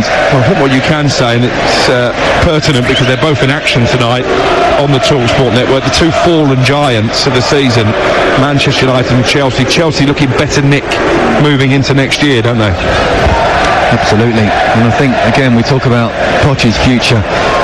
It's so important for everybody to know, you know, the players, but even more so the fans, that he is the short and medium term solution. Get behind him. Labour's just now Gallagher on the edge of the area, so I can tell you it's currently Brighton 0, Chelsea 2. The latest odds head to William Hill, the official betting partner of TalkSport 2's Premier League coverage, where right now you can back Brighton to come back and win it 50-1. They're on the attack now with a Dingra. João Pedro with a header away from goal. Chelsea to hold on a 1-33 on. You can back the draw at 16-1. William Hill also offering Chelsea to win 3-0 at 3-1. We can back Chelsea to win 2-1 at 24-5. That's all thanks to William Hill. Get epic value all season. 18+. BeGambleAware.org. 2-0 to Chelsea here. Manchester United 2, Newcastle 1 over on TalkSport. That means Chelsea up to 6th in the table. On 60 points, 3 ahead of both Newcastle and Manchester United. And Manchester United won't be able to finish above them unless they win here at Brighton by about 17 goals on Sunday. Not sure they've scored 17 goals all season, Manchester United. This could be a wonderful night for Chelsea. Could be even better if Spurs lose to Sheffield United at the weekend. That would just be Spursy, wouldn't it? The season when they, at one stage, were talking about being title contenders to not even finish in the top 5. Whatever happens, it's going to be a fascinating final day across the TalkSport network. Arsenal-Everton live on TalkSport. We'll have a full exclusive commentary on TalkSport 2 as well, and all the goals as they go in from elsewhere. 6 commentaries in total to include the TalkSport app. The only place you need to be on final Sunday. Yeah, I'm looking forward to doing the All Access podcast with you as well, you and Sam. 8:15 tomorrow morning, don't be late. I'll be up. Do you need to set the alarm? I've got a 4-year-old for that. I'm up at 6:30 of the kids. Here's Pascal Gross for Brighton. They're 2-0 down with 17 minutes to go, and just look like they're lacking a little bit of belief now after a good start in the second half. That goal from Nkunku has killed that, but here's a Dinger in the area. Cuts it back for João Pedro. Probably needed to get the shot away a lot quicker than he did there before Sterling was able to steal in and win possession back for Chelsea. Petrovic closing in on a 4th clean sheet, and 7 clears up to the halfway line. It's picked up by Adam Webster for Brighton. If they were to get a goal back now, it would be a really intriguing last quarter of an hour. Ball swung in towards Welbeck, headed away by Chalobah, who's had another accomplished evening at the heart of that Chelsea defence. He's one of the players they were looking to let go in the summer. One of the homegrown players they thought they could catch in on. Chalobah and Gallagher. Might still be the case this coming summer as well. I do hope not. Nicholas Jackson just lets the ball bounce off his shin, and Igor comes in and clears it away for the throw. 75 on the clock. Brighton 0, Chelsea 2. Brighton won 5 of their first 6 games this season. They've only won 7 of the last 30. Only the bottom 4 have picked up fewer points than De Zerbi's men since the end of September. That is a worrying trend to take into next season. No, it is, but again, they lost 2 key players. Okay, you can say that we started the season well, but I think the injuries, March, Matoma, Hinchelwood, Estepinian, Ferguson, Pedro's been out for a period of time, to name just a few. It's very difficult, and then to have the Europa League alongside that as well. It can be a very long season, those Thursday, Sundays, if you're not used to it. They came through a difficult Europa League group as well, won the group before losing over 2 legs to Roma. Barco with a lovely switch of play, picks out Adingra, right corner of the penalty area. Adingra with a step over, left-footed shot over the bar, and it stays 2-0 to Chelsea. That was a good move. There's enough time for Brighton to get back in this game. I do agree with you. I think that second goal has kind of just taken the steam that they had in the first 15 minutes, but just in the last 2 or 3 minutes they're going back at Chelsea again. And João Pedro just a few minutes ago was too laboured with his just touches, wasn't able to get the shot in, and Adingra's come inside and it's just gone over. It's a decent shot, that decent strike. And just Caicedo just being helped back to his feet by Barco, having gone down off the ball. Goal kick for Chelsea that Petrovic will take short inside his own area. Has he justified his blonde hair tonight? He's done okay. I think Cucurella has been the better of the 2 returning Seagulls. Do you agree? Yeah, I do. Cucurella's done well, to be fair. I'm yet to see really Caicedo impose himself in a Chelsea shirt as he did when he was here. That's a clumsy tackle from behind from Sterling on Barco, and he'll get a yellow card, Raheem Sterling. You can hear what the Brighton fans thought about that. Well, Barco's done well since he's come on, hasn't he? He's made 2 really good interceptions and try to get forward when he can. And yeah, it's a clumsy challenge from Raheem Sterling. They rate him very highly here, Barco. It's a complicated deal to do, I'm told, signing him from Boca Juniors in the January window. There was a suggestion that maybe he go back to Argentina on loan, but De Zerbi wanted to integrate him in the first team straight away. Gross with a free kick, left-hand side as we look. Midway inside Chelsea territory. They trail Brighton to Mauricio Pochettino's side by 2 goals to 0. Gross with a looping delivery. A bit flat, really. Adingra puts it back in after Webster have missed the initial header, and then it's booted upfield by Cucurella for Jackson to chase. Gross did well on halfway. Otherwise Jackson would have been in there. And here is Pascal Gross. He'll be in the Germany squad for the Euros this summer, live on TalkSport and TalkSport 2. The full-time whistle blows at Kilmarnock. Congratulations to Celtic and Brendan Rodgers. 5-0 winners tonight. Champions in Scotland once again. Won it at the canter in the end. A couple more Brighton changes in the offing. We're going to see Adel Ofaya come on. That is a familiar name for rugby league fans amongst you. Nephew of the great Martin Ofaya.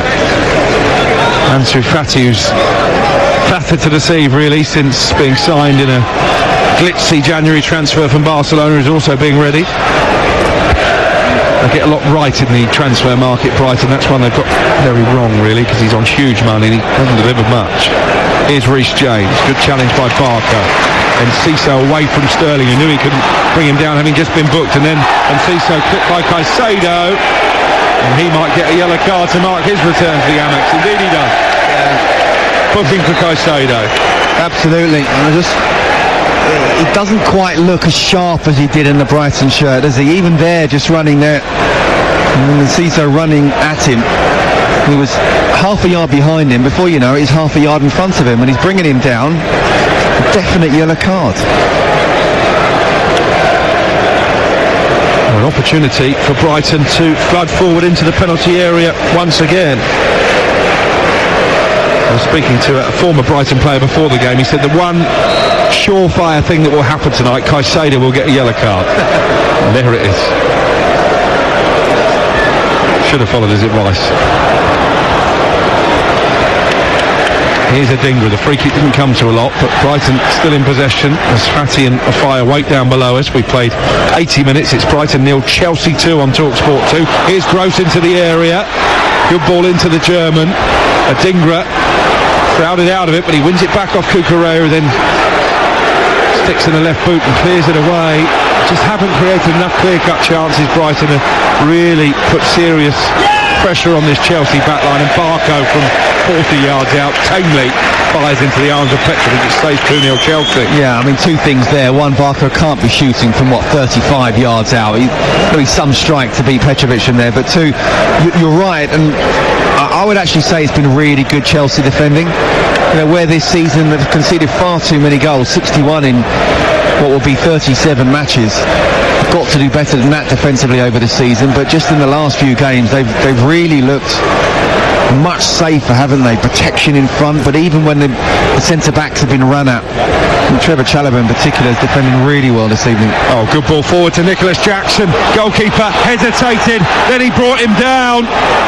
Was the contact inside the penalty area? The referee is going to show Verbruggen a yellow card. My initial reaction was maybe it was just outside the box. It was indecision really from Verbruggen, because he started to come, then he stopped, and by the time he did come, Jackson whipped the ball away from him and was taken down. It's outside the box, as I thought. It's going to be a free kick. Could it have been a red card? Well, I think without a doubt it was a promising attack. Was it a goal scoring opportunity? Again, I think his first touch was really heavy and just took him away. I think by the time it had taken his second touch, there would have been a few Brighton players to have come back. So I think it was a correct decision from the referee in both ways. Definitely outside the box. That one was pretty obvious. But I also do think it was a yellow card, not a red. So free kick here within range for Chelsea, leading by 2-0 at the Amex. What I would say is Verbruggen kind of came, then he stopped, didn't he? Yeah. And then he went again.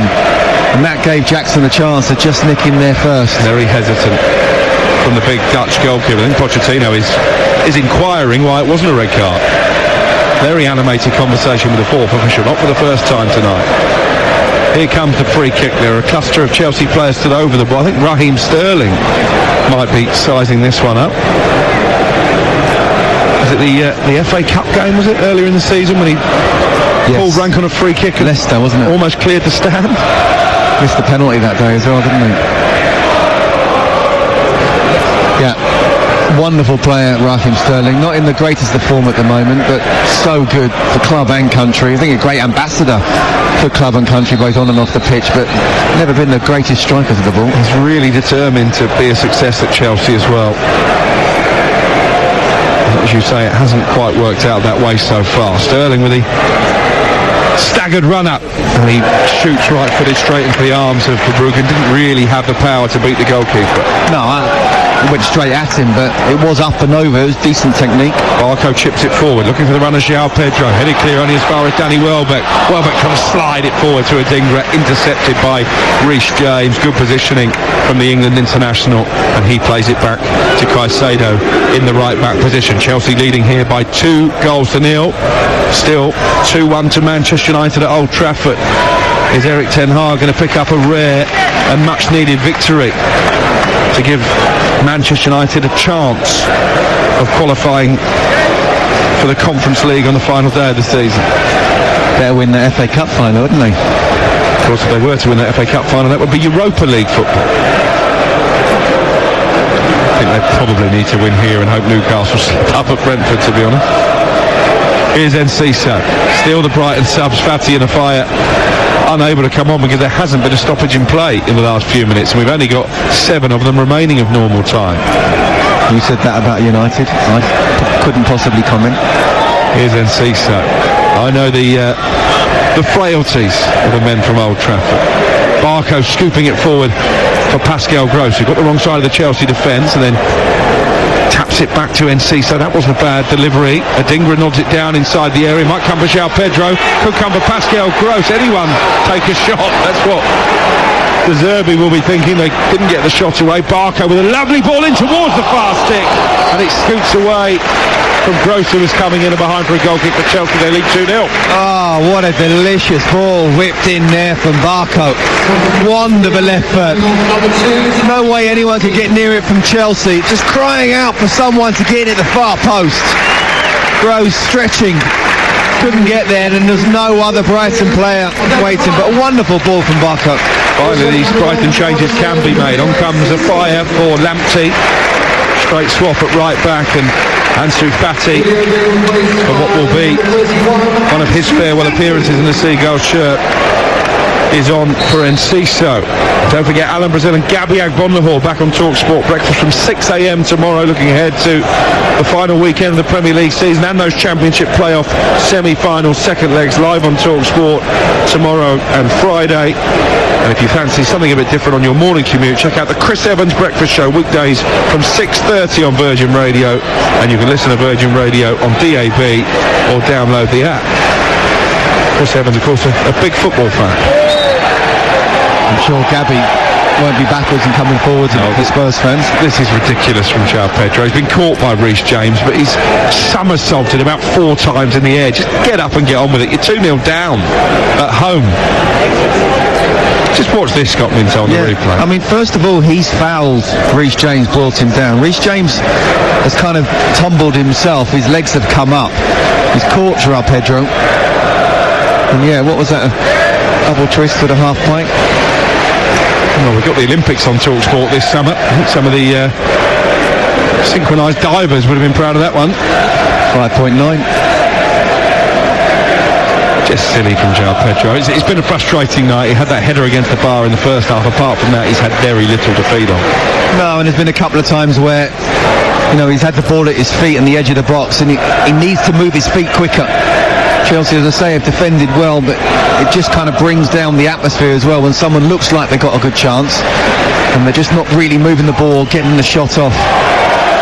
Another change here for Chelsea. Cesare Casadei, recall from Leicester in January, is coming on for his 10th substitute Premier League appearance since his recall. It's also his 50th club career appearance. There's a VAR check here, and I think they're looking at Reece James and possibly violent conduct. Well, I'll tell you what, his foot does come out. Was it Beckham-esque against Simeone all those years ago at France 98? Yeah, do you know what? I mean, the reaction is over the top. No, it is. But it's silly from Reece James, just back from injury, to even risk it.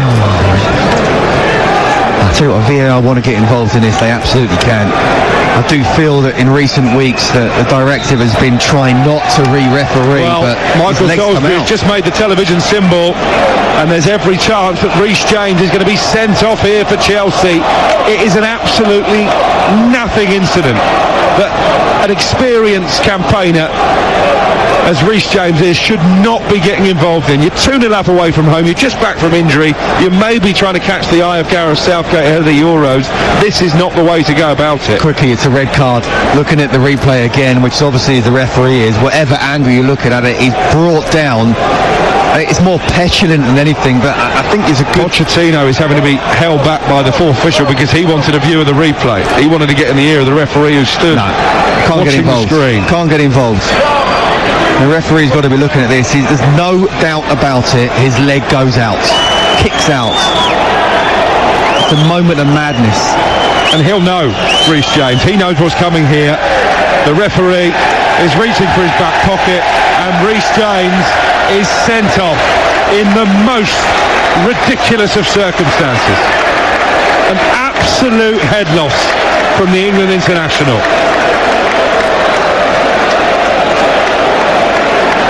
And that is a big blot on Chelsea's copybook on what has been an otherwise perfect night for Mauricio Pochettino's team. Well, do you know what? He's got the ball in the first place. He's shaped a pass back, and then he's used his strength to get around João Pedro, who's fouled him. He's gone down. Do you know what, Crookie? I think it's almost the perfect way to describe it, Beckham-esque. I really do. He's been fouled, he's gone down, it's kind of a petulant half-a-second moment of madness, but it is a red card. This is the club captain for Chelsea. Supposed to be leading by example. They're going to need Thiago Silva to come on for the final couple of minutes plus stoppage time. He wasn't going to, was he? He is now, and it's Nicholas Jackson who's having to be sacrificed. Has Casadei sat back down again now? Yeah, he never actually got on the pitch. He was already waiting. So Chelsea down to 10. It probably won't make any difference to the outcome of the game. Thiago Silva is on for his penultimate Blues appearance. He'll be back to Fluminense at the end of the season. This is 155th game in a blue shirt. Yeah, but after the season that Reece James has had, the last thing he wants to do is... But he can't play now, last day of the season. Absolutely. And presumably violent conduct, he'll start next season suspended as well. I'll be really keen to hear what Pochettino makes of that when we speak to him in a few minutes. I'm still waiting. I want to hear that other question you said you got for him. It will be there. And he'll answer it. He always does. Few seconds to go at the end of normal time. Chelsea down to 10 men but leading by 2 goals to nil. Still, Manchester United lead Newcastle 2-1 over on TalkSport. They've got about 20 minutes left to play at Old Trafford. Here's Barco chipping it into the penalty area. Chelsea would have conceded here. I think there will be a few added minutes, 10 of them in fact. We had 9 in the first half, didn't we? Set up a real grandstand finish. Well, it's definitely enough time to get 2 goals. The question is, did they look likely to get it? And Roberto De Zerbi, where he's been very animated in the first half and some of the second, he looks just a little bit resigned. Do you think the reaction of João Pedro, which we scoffed at the time, did that help make the referee's mind up? No, I don't actually. I do think it was a double somersault and twist, and he went over the top on that, but I honestly don't think it had anything to do with it. I think if you look at that in isolation, the last thing I want to be saying is Reece James deserves to get sent off, but he did. Here's Cole Palmer. He's going to try and keep the ball by the corner flag for 9 minutes. It's ambitious, but he's played it against Barco. It's out for a throw, and then there's some afters between Palmer and Barco. It's all got needlessly agitated, hasn't it? Pochettino is again bellowing at the 4th official. No, but he's frustrated because of what's happened. You know, it's, in many ways it's been the perfect performance, perfect away performance. He's talking to one of the Brighton coaches now, who's certainly been up and down and having a go himself. It's Pochettino's assistant, a little embrace between those two. Now he's in conversation with De Zerbi. It was always going to boil over on the touchline at some point with those two characters. Reece James has set it right off. Here's João Pedro away from Caicedo. I wonder if Pochettino is complaining about the way that João Pedro went down. As you say, I'm not sure it did make any difference. I'd have looked at it anyway, and he did kick out Reece James. Yeah. No, he definitely made the most of it, but it didn't make any difference. It was even more than a bit of a flick. It was a kind of a stud, as it were, and he caught him. Wouldn't have hurt him, but just can't do that. It's been a big night in the race for European football. Chelsea 2-0 up here at Brighton, but still 8 minutes of added time to go, and they're playing against 10 men, the Seagulls. They've got plenty of attacking weapons out there to try and exploit that numerical advantage. Webster out to the right hand side and a fire. Adingra on the overlap. Here's Ansu Fati dropping into midfield. His cross took a deflection. João Pedro trying to keep it alive. He couldn't. Barco racing over to this near touchline. Keeps the ball in play. Then rolls it off to Baleba. Here's Fati in the green footwear again. Chelsea fans in good voice away to our right. There's a lot of empty seats now in the home sections. It's not the easiest ground to get away from. Scott Minto will find that out in a few minutes. Well, I might listen to your interview with Poch, and then by then everyone would have gone. Here's Adingra hugging that right touchline, picked up by Fati. Fati forced away from goal by Caicedo, but he still found Barco. I think as impressed since coming on. That's not a good delivery though. Headed clear by Chalobah. Chelsea 2 up, and we played 3 of the 10 added minutes at the end of the 90. Manchester United 3-1 up now, and surely home and hose.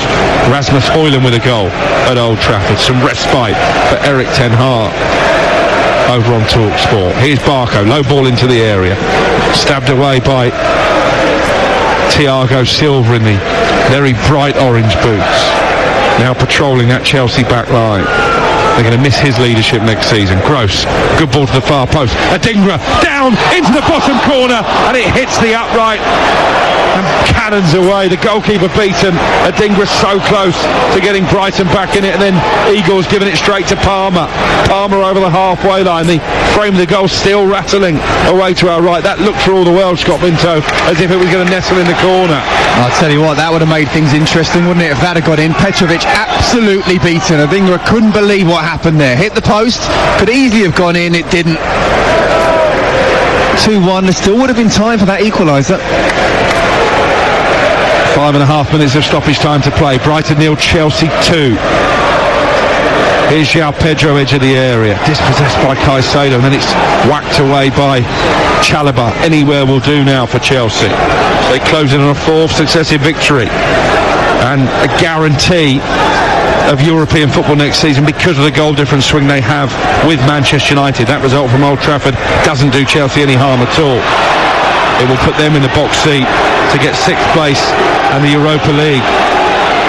The best United can hope for will be a Conference League place in the last day of the season.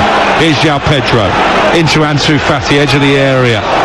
Never looked confident, and he's dispossessed by Chalobah, and then Nkunku scored the crucial second Chelsea goal, clears it into Brighton territory. Time running out, Scott Minto, for the home side. Yeah, I mean, I think now Cassidy looks like he's about to come on. Changes made. I'm not surprised. Just Poch trying to see out the game now. Yeah, double change for Chelsea, not just Cassidy, who is about to be introduced, I think, just to waste a few seconds. I just Chukwu as well. Yeah, I'm just watching the replay of the volley from Adingra. Great ball to the far post. He's kind of side-footed it on the volley, kept it on target, or so he thought. Petrovic beaten. Yeah, he did almost everything right, Adingra. Would have been his 8th goal of the season. The young player of the tournament, the AFCON, won by his home nation Ivory Coast. Ball into the Chelsea area, chested back to the goalkeeper Petrovic by Chalobah. Welbeck almost managed to toe end it away. Cole Palmer is going to be one of the players taken off by Pochettino. They've only got 4 minutes of added time to see out this 2-0 win. Gallagher will also be making way. Yeah, I think the bottom line is Chelsea are showing again why, just on a much more consistent basis, Pochettino is getting the message across, and the Chelsea players are feeling much more comfortable wearing the Chelsea shirt. Difficult place to come. Yeah, Brighton have not been great in the second half of the season, but they played pretty well today, especially at the start of the second half. If Chelsea are able to keep a clean sheet, then that's very good from them. Yeah, certainly defensively they've tightened up in recent weeks, as the statistics bear out. Here is Igor. Any goal now for Brighton surely would be only a consolation one. João Pedro coming in from the left-hand side into the penalty area. Good ball in and turned in at the near post. Danny Welbeck celebrates his new contract with a goal that gives Brighton a glimmer of hope and gives 10-man Chelsea some palpitations late in the game. Brighton 1, Chelsea 2-3, added minutes remaining. Well, I'll tell you what, there's still time. 3 minutes. The ball's out on the left-hand side. João Pedro's whipped it in, has gone through the legs of Trevor Chalobah. Really good movement, you have to say, from Danny Welbeck, who's got in front of Badiashile.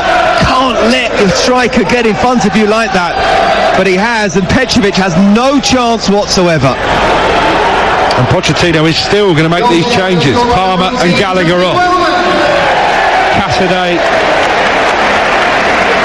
and Agachuk will be coming on.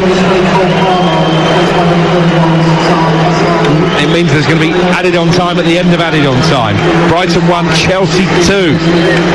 Because of all the stoppage time we've had, they're going to finish at Old Trafford not long after we do here over on TalkSport. Manchester United 3, Newcastle 1. If Brighton were to equalise, that would be a genuine three-way fight on the last day of the season for a place in the Europa League. It would be fascinating.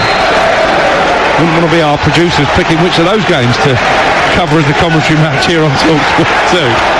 Changed about 6 times tonight already. It's getting that late. I think Valentin Barco's mum is saying, you've got to get home, son.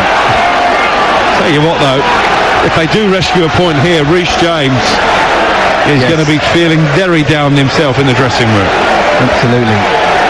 He's going to have to take a big responsibility for that needless red card that's got Brighton back in it. João Pedro, they're going to come forward again here. Are they going to get one last chance in the 99th minute? Adingra plucks it from the sky, but his pass is behind the fire.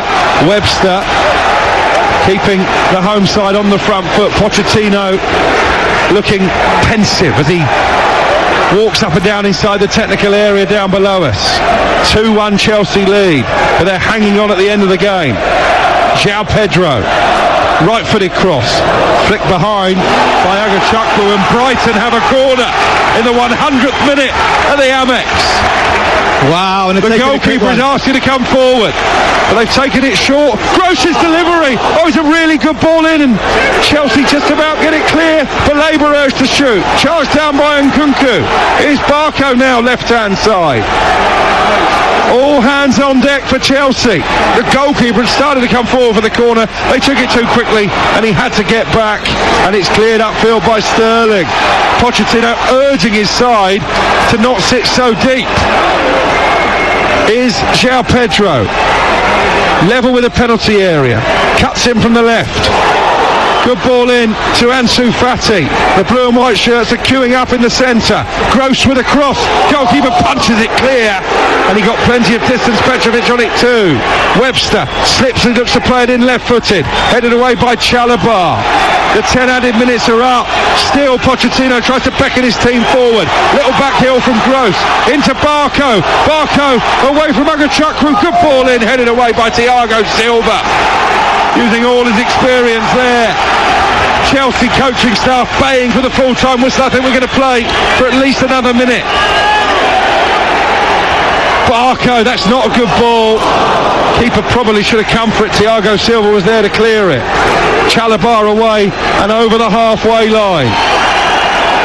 This is frantic, now-biting stuff for Chelsea, and it is at Old Trafford as well, because Newcastle have scored late, but there's no salvation for Brighton.